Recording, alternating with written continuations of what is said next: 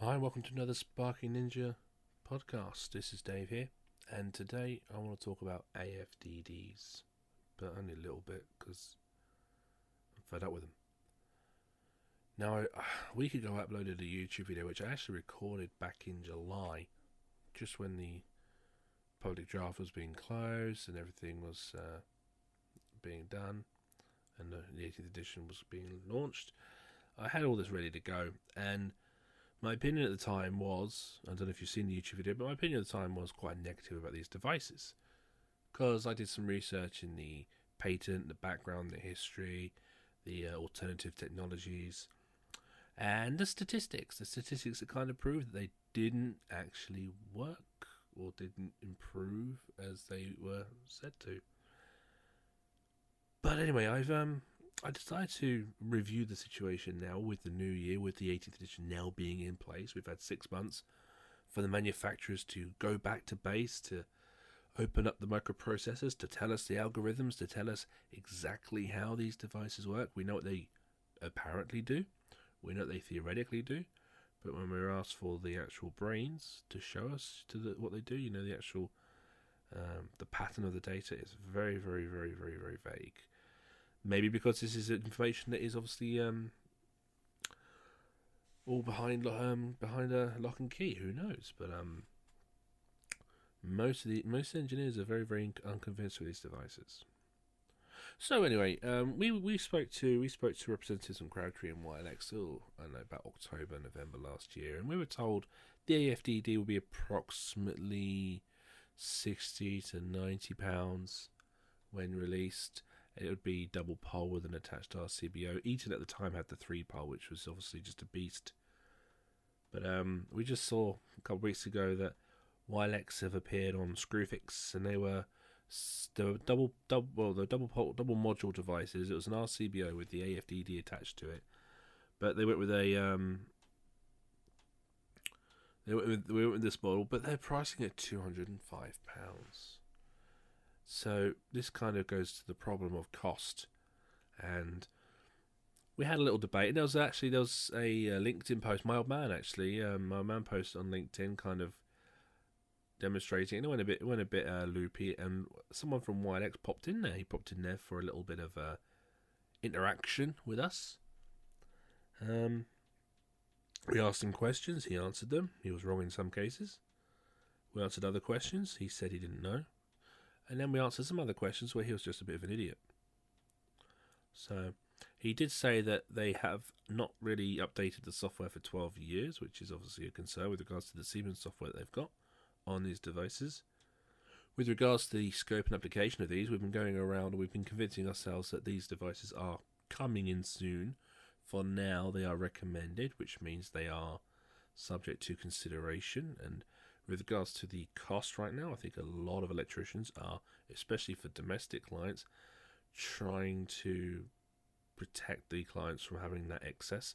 Fundamentally, if you want to install AFDDs for all the circuits or 3 or 4 circuits, you're consuming it's now going to be a £1,500 replacement, and then another electrician wouldn't do it. And the client would need so much educating to understand the benefit of one to the other. And we just don't have that evidence that they really work. We can just relay what the manufacturers say they do, and that's not enough. That is not enough. Especially when you look at the video I put up and I show you how the manufacturers are obviously pushing these devices. So this guy came in. He started to say things like,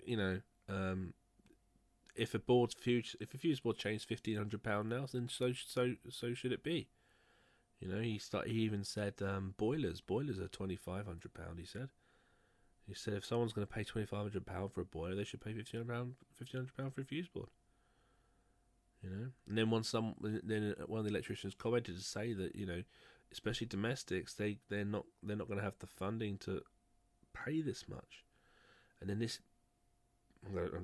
knobhead basically just said, if they can afford, OLED TVs and they can afford tablets and stuff, then they can afford these devices. That was the attitude of this sales engineer. I don't know what a sales engineer is, but that's what his role was from YLX. So he came in, good on him for contributing and communicating with us, but not a lot of us were convinced at all. He gave us some information about them. In 6 months, he says they're going to become a single pole device. So apparently there'll be a single pole device in 6 months, and from then on, the price should start to fall. But I'm still going to be advising people to just keep your eye on the horizon and see what happens in the future, because we haven't got traceable, accurate evidence that these things work. Someone asked about testing them, functional testing. Well, how can I test them? And he said, it self-tests every 18 hours. Is that a battery that self-tests? If it is, which is what the American versions were, the AFCIs, the fault circuit interrupters, how do we monitor the life of that? If it does self-test, what happens if it fails to self-test? Does it have a failure mechanism that guarantees it will isolate because it's failed to test? Or does it not do that? I asked that question myself. I got no reply. Device is in its infancy. It's definitely in its infancy over here. We'll larger commercial projects will put them in. We'll hear stories, case studies. We'll see them, and gradually the price will fall. And maybe come Amendment 1, we'll start considering them as a more approachable device for domestics. Some of you may have already put them in domestics. You may have found a client that wants to invest in new technology. If you've put them in, let us know how it's gone. If you have seen a device operate and you've proven its operation to be due to an arcing occur, please let us know. Please give us some information on it, because the information that we have is they are a nuisance stripping device from the experience, and we want evidence that they actually they operate with the parallel or the series arc fault. So do feedback and let me know. But yeah, they're still recommended. Do be aware, manufacturers and representatives will start twisting the interpretation of the recommended locations. Obviously one of the recommended locations is a place of habitation, and this guy just assumes that means everyone's house because you sleep in your house. And so these manufacturers want these devices in every single home, in every single circuit, in every single home. Okay, if you watch the video I put up, you'll notice the guy from Eaton says if you've got a cable in the wall that you could drill, less than 50mm depth, which we used to think RCDs was enough for, now apparently AFDDs are needed for that scenario.